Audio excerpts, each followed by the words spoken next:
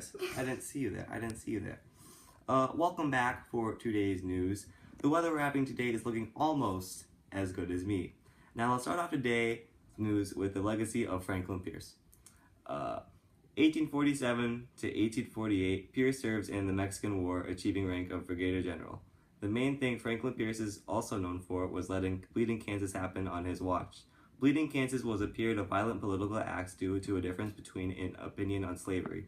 Bleeding Kansas resulted in many deaths, and that led to his downfall. These acts occurred from 1854 to 1861. Now let's go with an interview with a distant relative of Mr. Franklin, who is over there. Well, my great uncle Frank, he was born in 1804, November 23rd, in New Hampshire. He sadly died in 1869 in Concord, New Hampshire. He had 4 brothers and 3 sisters. His father was Benjamin. His father was Benjamin, and his mother was Anne. He was born in a log cabin in Hillsborough, New Hampshire.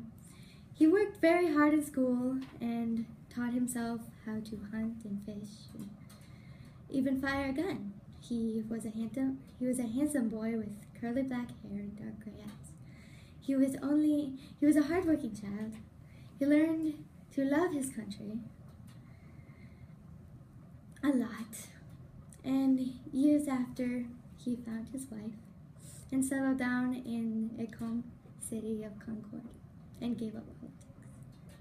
Thank you for taking this time for us to interview you. Okay, now time for today's weather. Oh, wait, actually, let's skip to a breaking news report with Emily. Okay, breaking news. We are talking about the 14th President, Franklin Pierce. He was elected in 1852, but he was an unlucky candidate who was against several other Democratic candidates. What made him win is that he was very much against slavery, and he proclaimed that it was reckless and intolerable and hoped that it would not go on any longer. But he was sadly wrong. Though he was very much against slavery, he had failed to stop it. Some battles went on about it, but he felt as if he had no power to do anything about it. But he recovered from that because in 1853, he bought 45,535 square miles of land from the Minister of Mexico, which today is New Mexico and Arizona, which achieved our goal of spanning the United States. And then, Mr. Pierce also opened up trading with us and Japan, which gives us more supplies and economic advantages.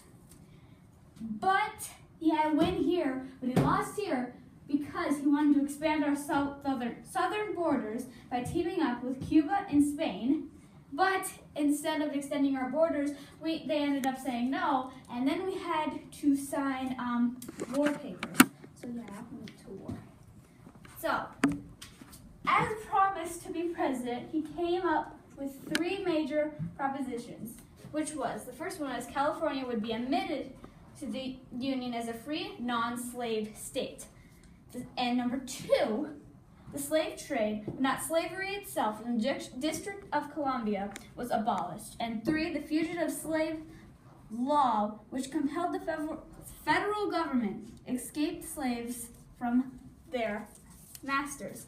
Now, how did he win facts? He had a very clean record. He had a solid winning record.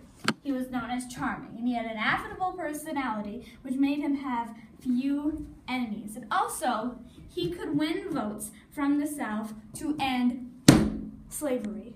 So that's all I have for you today for breaking. Isn't that nice? Do you want to know what else is nice? I will tell you what else is nice. When Franklin Pierce became president, the national debate about slavery had quietened. He is a big reason why there isn't any slavery today.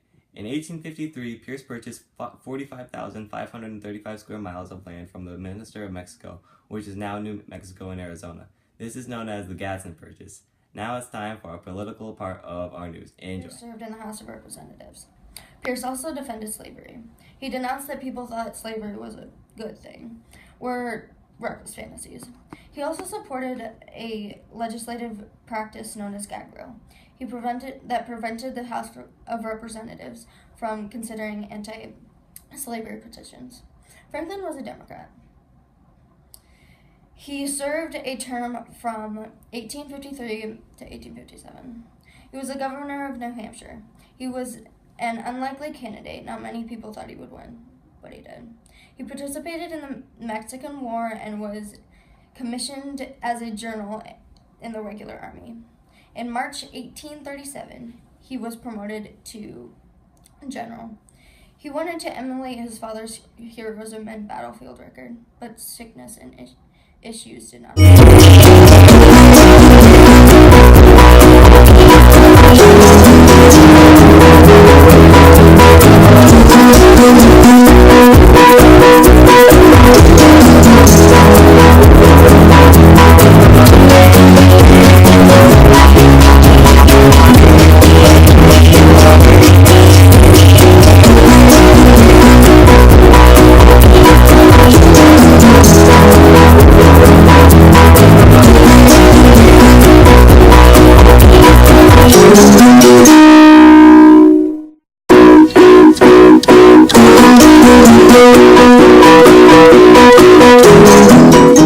Want to see me again? Then tune in next time. Thank you and good night.